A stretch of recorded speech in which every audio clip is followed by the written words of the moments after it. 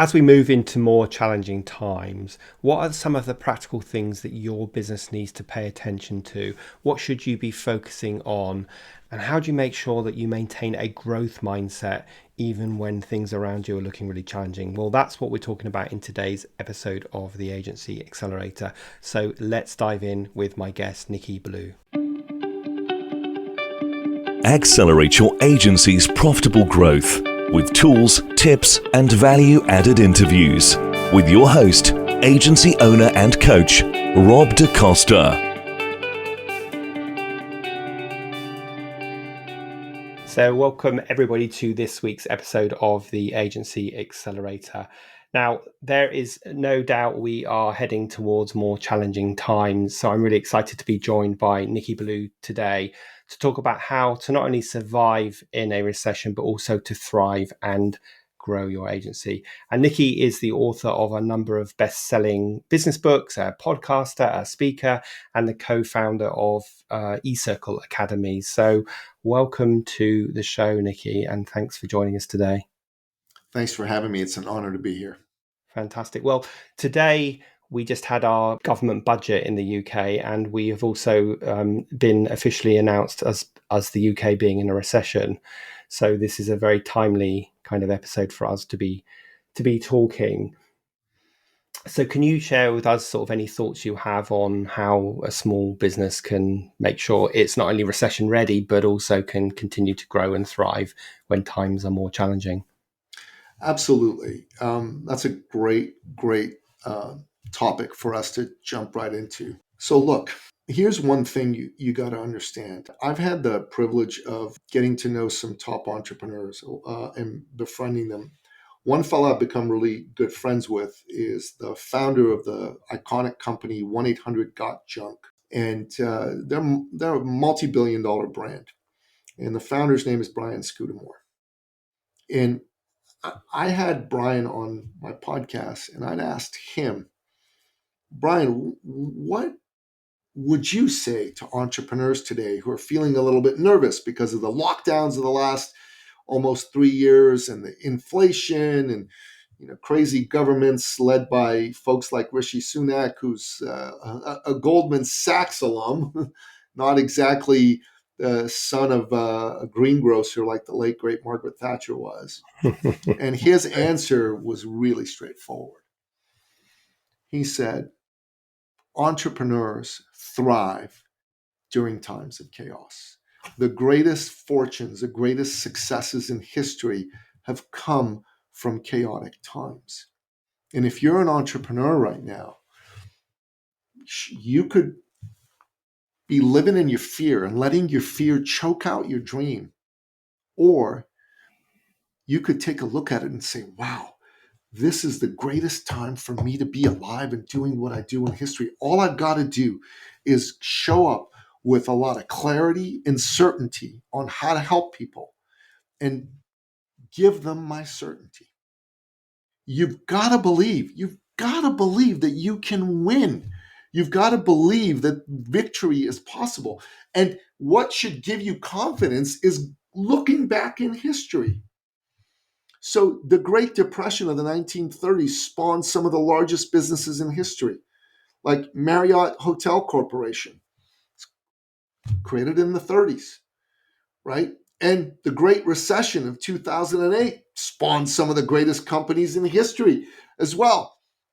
Facebook and Twitter came alive during that time. And lots of other companies did too. There are people that aren't ready. There are people that are trying to do things the way they've always been done. But if you want to be successful, you've got to tell yourself, I need to figure out how to be successful today. And if you're doing business today the way you did business in 2019, yeah, you're in trouble.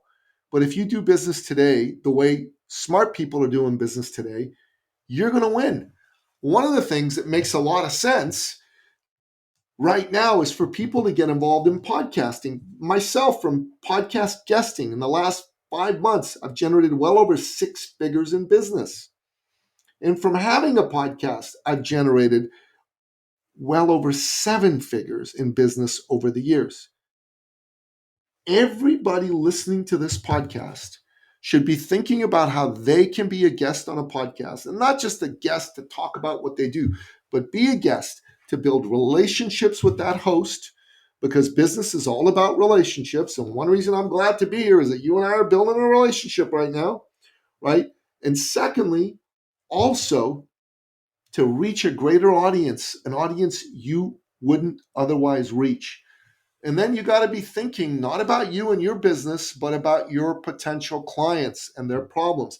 What is business after all? Business is about solving acute problems for wonderful people for amazing profits. Problems, people, profit.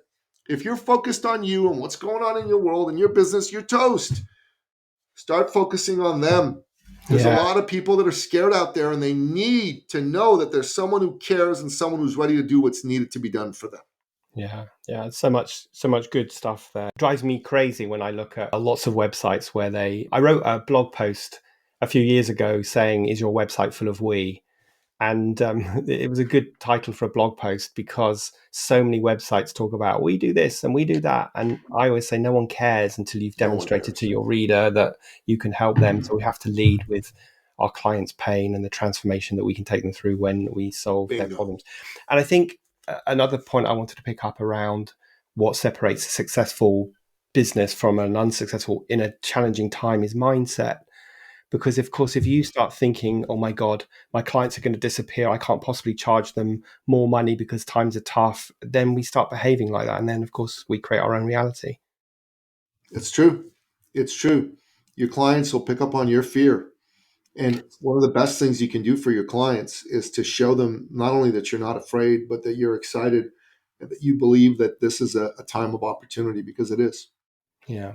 So can you give us any other practical examples? So you talked about guesting on podcasts, which is a brilliant strategy, one I'm always telling my audience to do. But can you give us any other practical examples of what businesses should be doing to make sure they thrive when times are a bit tougher?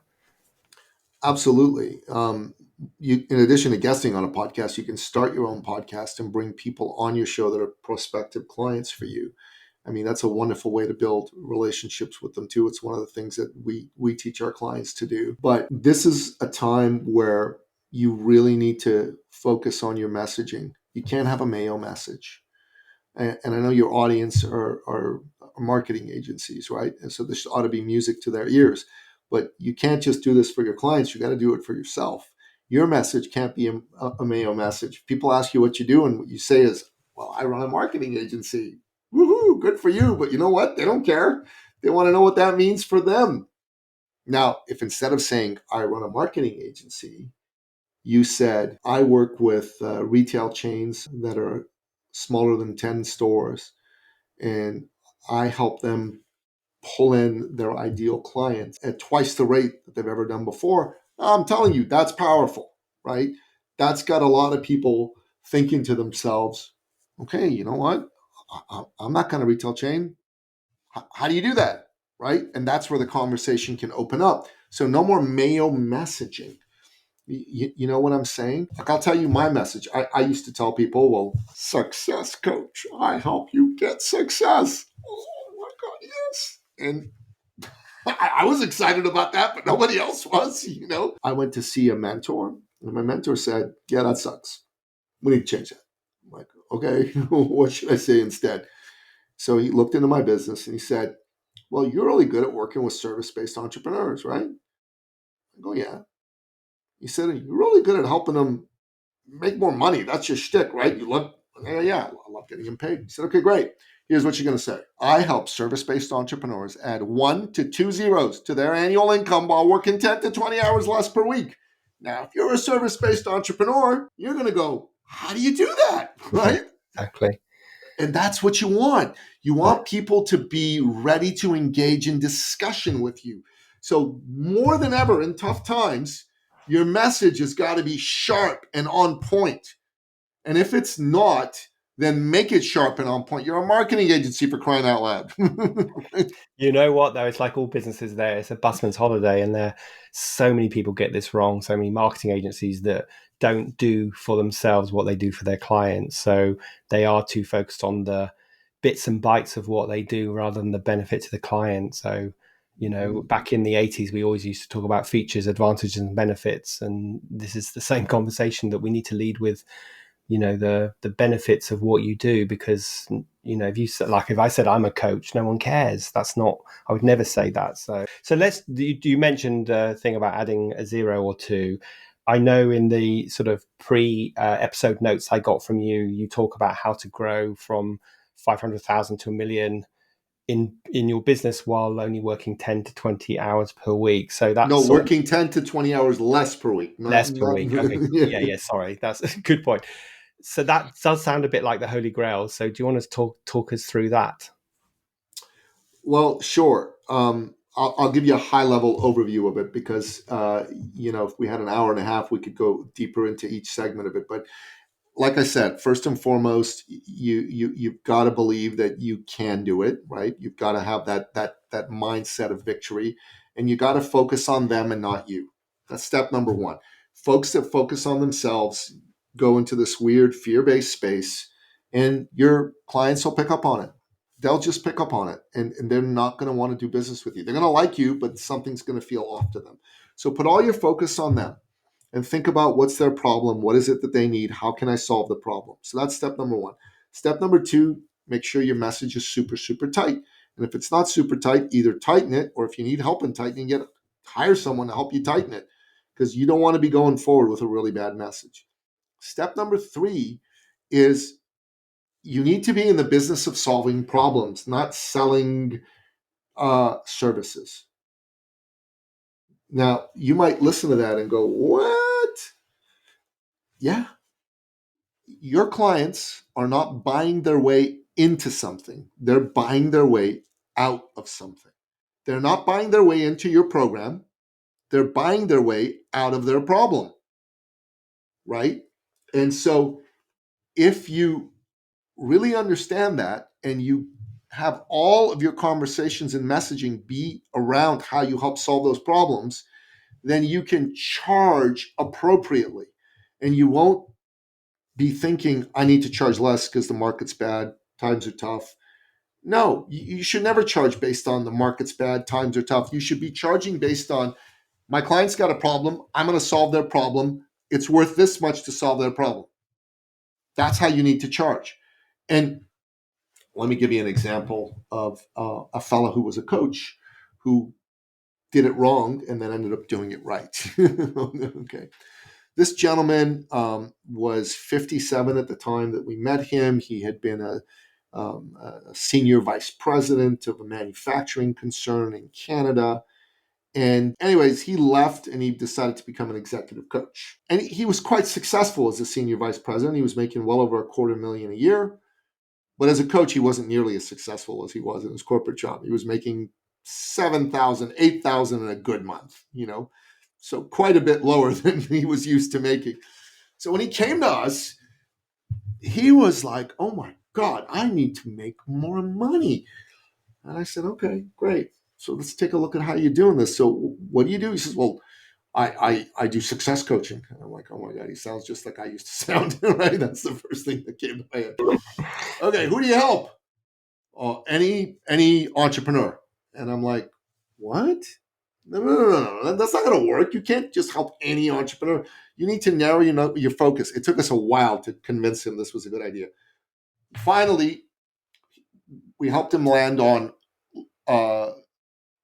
lawyers or solicitors, as you would call them in Britain, right? Who own their own firm. So not a partner in a large firm, but a single kind of proprietor, sole proprietor firm who had at least $1 million in billing and were really interested in scaling and growing, like wanted to grow it to like 5, 10 million or more. So his message went from success coaching to I work with owner-operated law firms that are between 1 and 10 million who are looking to scale. That was his message. And then I looked at his pricing. And his pricing was based on what he thought he should charge because other coaches charge that. It worked out to $400 per month. And I was like, wait a minute, what? $400 a month? Yeah. This is ridiculous. You need to and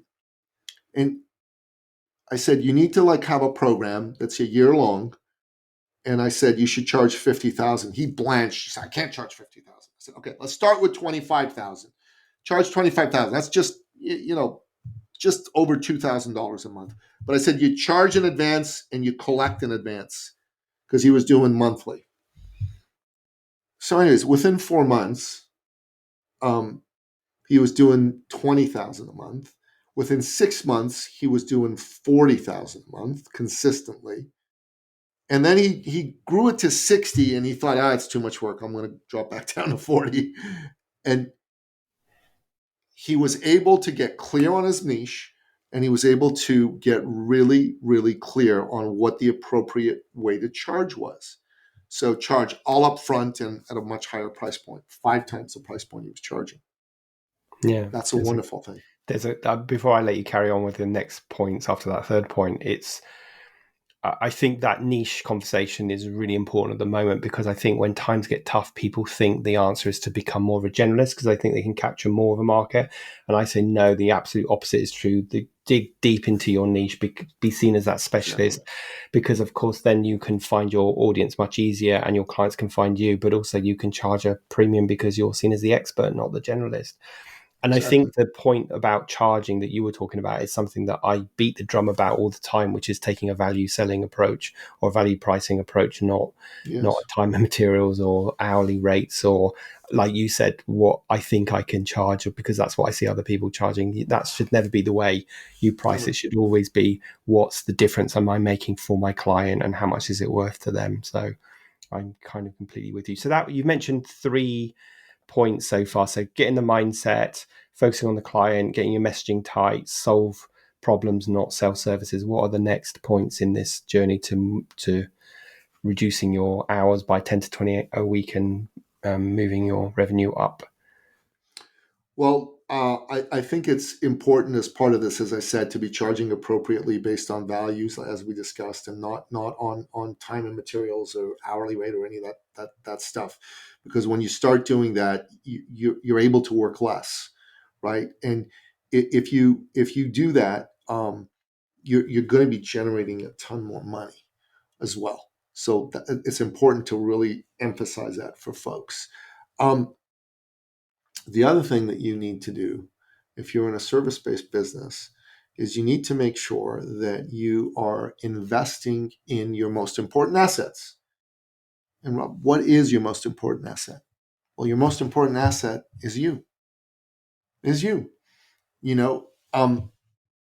you're not investing in you and in becoming better, then how can you go to your clients and ask them to do the same, to invest in themselves, to invest in the type of thing that helps them grow their business?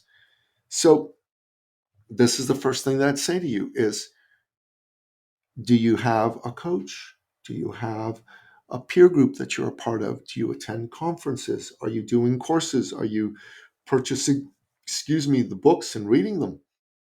If the answer to that is no, then you need to change that. Many years ago, I used to be a personal fitness trainer, and one of my clients was the legendary Robin Sharma, the author of the legendary book, The Monk Who Sold His Ferrari. And Robin and I, we work out and we talk, and I just love listening to this man speak about how to be successful. And so one day I asked him, I said, Robin, how could I double my income next year? He said, oh, that's simple, Nicky. All you got to do is triple your investment in personal and professional development. I'm like, what? So yeah, triple your investment, because you're the most important asset in your business. Make yourself better, hire the coaches, join a peer group, attend the conferences, buy the courses. I'm like, okay, I did that. It worked for me. And this is the thing that I would share with all of your listeners as well is, are you working with folks that are helping you become better? If the answer to that question is no, then wouldn't now be the right time to start doing that? Because there's a big distinction between spending and investing. A lot of people in service-based businesses confuse the two. They go, I can't spend that much on a coach. Well, you're not spending anything on a coach. You're investing in a coach to get yourself a result, right? You spend money on a vacation to Mallorca. That money's not coming back. You invest money on coaching and on peer groups because you expect that money to come back to you multiplying, excuse me. A good shout. And I think some of the times the response you might get back is, I get that, but I don't have time. I'm too busy servicing my clients and underselling myself, and I don't have time to invest Well, in myself. that's exactly why you should invest in yourself, because you're confusing the problem with the solution. The problem is you don't have time because you're undercharging yourself and you're working yourself to burnout. The solution is to learn how to do it better and differently. And Yeah, for that, you got to make the time. I like the point of differentiating between what is an expense and what is an investment. So, like you say, we often get that confused. Any other words of wisdom around achieving this growth and perhaps for a lot of people reducing their working hours? Well, I think you also need to really make sure that you have a way to stand out in the marketplace. Like, it's good to have a clear message, but it's also got to be a clear message that delivers a particular result for people. We call that thought leader marketing. So what's thought leader marketing? Thought leader marketing is when the marketplace knows you as being the go-to person for what you do. I'll give you an example. Back in the 80s, there were two American businessmen who both started computer companies. They both grew their companies quite rapidly. And by the late 90s, both these companies were doing close to about 80 billion a year in revenue. Sorry, not 80, 8 billion a year in revenue. One of those companies was led by a fellow who had established himself as an authority, as a thought leader in the marketplace. And that company ended up becoming the most valuable company in the world, Apple. And who's the founder of Apple? Steve Jobs. Steve Jobs. Everyone knows this, right? Now, the other company did not become the most valuable company in the world. It grew over tenfold its revenues, but that company was Dell Computer. Do you know who the CEO of Dell Computer was? I probably did know, but I can't think who it is now. Yeah, Not as easy as Michael Steve Jobs. Dell. It's Michael Yeah, Dell, of right? course. And I mean, the company's named after him, and it's difficult for people to remember. Steve Jobs built a position of thought leadership for himself. People knew why Steve Jobs did what he did, right? Michael Dell didn't. Michael Dell was all about the bits and bytes and the selling of the computers, and these are great. And and I used to own a Dell computer. It's a great computer. It worked really well. But I switched from Dell to a Mac, and I'm thrilled with my Mac, and I'm thrilled to own a Mac. Why? Because owning a Mac is about me being like a hip, cool individual who's doing stuff at the leading, bleeding edge, especially as a podcaster. I wouldn't see myself the same way buying a Dell computer. And I could buy a Dell computer that's almost as good as my Mac for about a third of the price. Yeah. So Yeah, that's absolutely. what you got to understand. If you haven't thought about how to position yourself as a thought leader, you should. And honestly, that's a big part of what we teach our clients to do, is how to Yeah. be seen as the Steve Jobs of their space and Yeah, use that in exactly. order to take themselves and their I was business to the talking next level. I was talking with a client yesterday about the importance of partnerships for small businesses, especially because it's such a small way of reaching a bigger audience.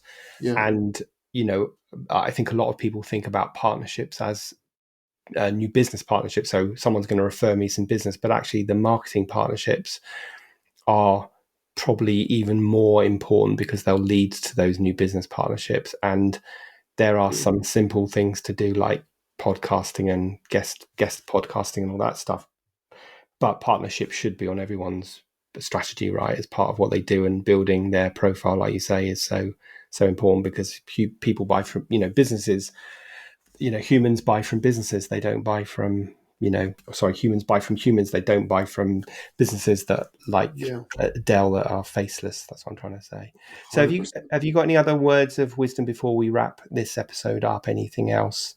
I could On tell you a little story, an inspirational story, if you Sure. like. So, several years ago, there was a woman who came to us, who had been the country director for Canada for one of the world's largest and oldest personal development. She was a real go-getter, and she wanted to grow the business. So she brought on a man to help her run the company whom she thought was very talented. And this was kind of like Steve Jobs back in the day when he brought John Scully to help him run Apple. And just like Steve and John, at first, the two of these folks really got along. But just like Steve and John, after about a year, their visions of the future diverged. And just like Steve and John, she was kicked out of her own company. How can you get kicked out of your own company? But it happened. And this woman was bereft. She was lost until she was introduced to us. And well, she was a lovely human being. And, my fiance and I, we worked together, and we really loved on her, and we poured into her. And we really worked with her to help her see who her ideal client could be, what her message ought to be. And she figured all that out, and she did really well. In our first month, she did 10,000 in profit. In her second month, she did 12,000. In her third month, she did 18,000. But in her fourth month, as a solopreneur, she did $62,200. And that was amazing. That was incredible.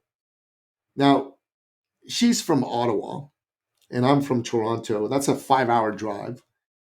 And my oldest son plays football. He's a right back and a center back. And he had a tournament in Ottawa, and she had a son his age. He was 12 at the time. And so I called her up and I said, hey, how would you and your son like to come and watch one of the football matches? And she said, that sounds great. We'll grab some lunch after. So we all did that. It was a good time. And son's team won the tournament, which is always nice. And we had some food. And then we drove home, and she and her son drove home. A few weeks later, we had one of our branded thought leader immersion workshops. These are immersive workshops where we teach the folks we work with how to add that 1 to 2 zeros and become a thought leader and all that good stuff. We come to the point in the program where we talk to the new folks about how they can continue to work with us, right? The famous upsell. So the way that we do the upsell is I actually ask our existing clients to share some of their wins and their experiences and why they think people should join. So we have some pre-recorded ones, and there's some people who speak. So I just said, who'd like to share? And before I could pick anybody, she leaps on stage and goes, me. I'm like, okay, very good. And she's just a high energy, charismatic person. As soon as she got on stage, within a minute, she started to cry. And I mean, bawl, just tears. And I just looked at her and I panicked inside. I'm like, what did I do wrong? Why is she crying? Oh my God. And so she, but I maintain a calm exterior. She turns around and looks at me and she says, Nicky, in between her sobs and her tears, you didn't know this, but when you and your little son came to visit me and my little son, in that inimitable way little boys do, said, Mommy, Mommy, Mommy, who are we going to go meet? And she said, oh, we're going to meet Nicky Billou and his son. And then she said, all of a sudden, my sweet boy got very quiet and said, oh, are we going to meet the man, Mommy, who saved our family? And I was like, what? And then she keeps talking. And she says, you didn't know this, but when I came to see you, the bank was about to foreclose on our mortgage. And my husband and I were fighting every day like cats and dogs. In front of our kids, it looked like we were going to break up. You literally helped us save our family. The money problems were over and we stopped fighting. And I started to cry then, and we both hugged. And, everybody was like so moved and taken by this. But here's what I got. I had no idea she was dealing with this because she hadn't told me, right? You never know what the person you're in front of is dealing with. And if all you're thinking about is business, shame on you, because that's a human being, right? And you should be thinking, how can I serve this human being? For me, I ask God to please send me more good people like her who need my help. And here's the beauty of it. Normally, at that point, we hand out our registration forms, and some people sign up and some people don't, and some people need a conversation and persuasion.